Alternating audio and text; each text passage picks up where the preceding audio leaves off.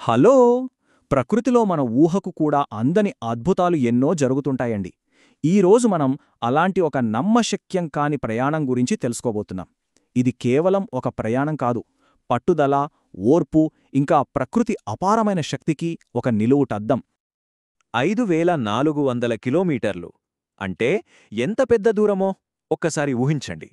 కానీ ఆగండి, ఈ ప్రయాణంలో అసలైన అద్భుతమిది కాదు. అసలు కథ వేరే ఉంది.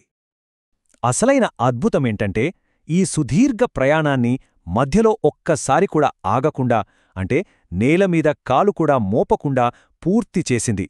ఇంతటి అసాధారణమైన ఘనతను సాధించిన ఆ హీరో ఎవరో ఇప్పుడు చూద్దాం. సరే, ఇక అసలు కథలోకి వెళ్దాం. ఈ అద్భుతమైన ప్రయాణం వెనక ఉన్నది అమూర్ ఫాల్కాన్ అనే ఒక చిన్న పక్షి. దీని కథ వింటే ఎవ్వరైనా సరే ఆశ్చర్యపోవాల్సిందే. ఈ ఫాల్కన్ బరువు ఎంతుంటుందో తెలుసా? జస్ట్ 150 నుండి 200 గ్రాములు. అంటే మనం ఇష్టంగా తినే ఒక చాక్లెట్ బార్ ఎంత బరువుంటుందో దాదాపు అంతే. చూశారా? ఇంత చిన్న పక్షి ఇంత పెద్ద ప్రయాణం చేయడమంటే అద్భుతం కదా? అయితే ఈ అమూర్ ఫాల్కన్ మామూలు పక్షి కాదండోయ్. ఇది ప్రపంచంలోనే అత్యంత ఎక్కువ దూరం వలస వెళ్లే ర్యాప్టర్. అంటే ప్రతి ఏటా ఇది చేసే ప్రయాణం ఎంతో తెలుసా? ఏకంగా 22,000 కిలోమీటర్లు. వాటి ప్రయాణం రష్యా, చైనా సరిహద్దుల్లో మొదలవుతుంది. అక్కడ్నుంచి మన భారతదేశం మీదుగా ఆఫ్రికా వరకు సాగుతుంది. ఇప్పుడు మనం ఒక స్పెషల్ ఫాల్కన్ కథలోకి వెళ్దాం. దాని పేరు అపాపాంగ్. దీని ప్రయాణాన్ని శాస్త్రవేత్తలు ఏకంగా శాటిలైట్ ద్వారా ట్రాక్ చేశారంటే నమ్మండి, వాళ్లే షాకయ్యారు. అపాపాంగ్ ఇది ఒక మగ అమూర్ ఫాల్కన్ అన్నమాట. Wild life institute of India వాళ్ళు డాక్టర్ సురేష్ కుమార్ గారి నేతృత్వంలో మణిపూర్లో దీనికొక చిన్న శాటిలైట్ ట్రాన్స్మిటర్ పెట్టారు. ఆ టెక్నాలజీ వల్లే అపాపాంగ్ సాహసయాత్రను మనం ఇప్పుడు కళ్లకు కట్టినట్టు చూడగలుగుతున్నాం. అపాపాంగ్ ప్రయాణం నవంబర్ 11న మణిపూర్లో మొదలైంది. అక్కడ్నుండి నేరుగా అరేబియా సముద్రం మీదుగా ఎగరడం మొదలుపెట్టింది. మీరు నమ్మరు, కేవలం 5 రోజుల 15 గంటల్లో ఎక్కడా ఆగకుండా ఆ మహాసముద్రాన్ని దాటి సోమాలియా తీరాన్ని చేరుకుంది.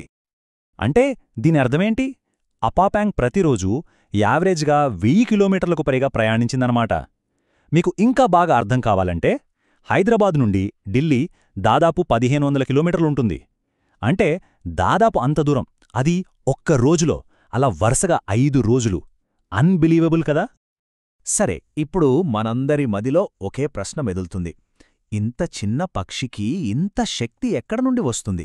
ఈ అసాధారణమైన ఫీట్ అసలు ఎలా సాధ్యం? దీని వెనుకున్న సైన్స్ ఏంటి? దాని రహస్య శక్తి వెనుక 4 అద్భుతమైన కారణాలున్నాయండి.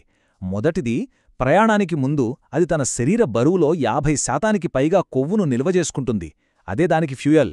ఇక రెండోది, దాని పదునైన రెక్కలు, తేలికైన శరీరం, పర్ఫెక్ట్ ఏరోడైనమిక్ డిజైన్ అన్నమాట. అంతేకాదు, ఇది చాలా తెలివైంది. గాలి ప్రవాహాలను తనకు అనుకూలంగా వాడుకొని శక్తిని ఆదా చేసుకుంటుంది. ఇక చివరగా నాలుగోదేంటంటే, ఆహారం కోసం ఆగాల్సిన పనే లేదు. ఎందుకంటే గాల్లో ఎగురుతూనే కీటకాలను పట్టుకుని తినేస్తుంది.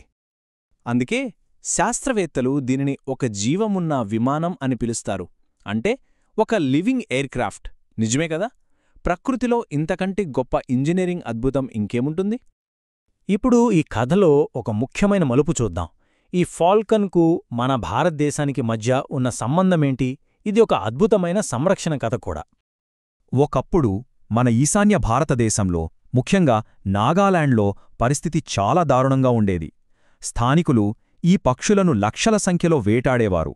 వాటి ఉనికికే పెద్ద ప్రమాదమేర్పడింది.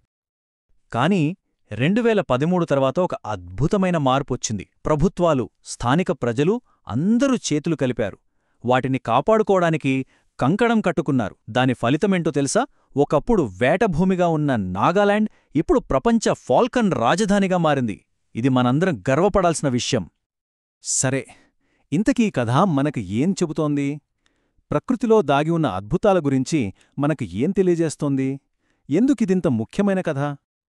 ప్రతి సంవత్సరం అక్టోబర్, నవంబర్ నెలల్లో నాగాలాండ్, మణిపూర్లలో సాయంత్రం వేళ ఆకాశం వైపు చూడాలి.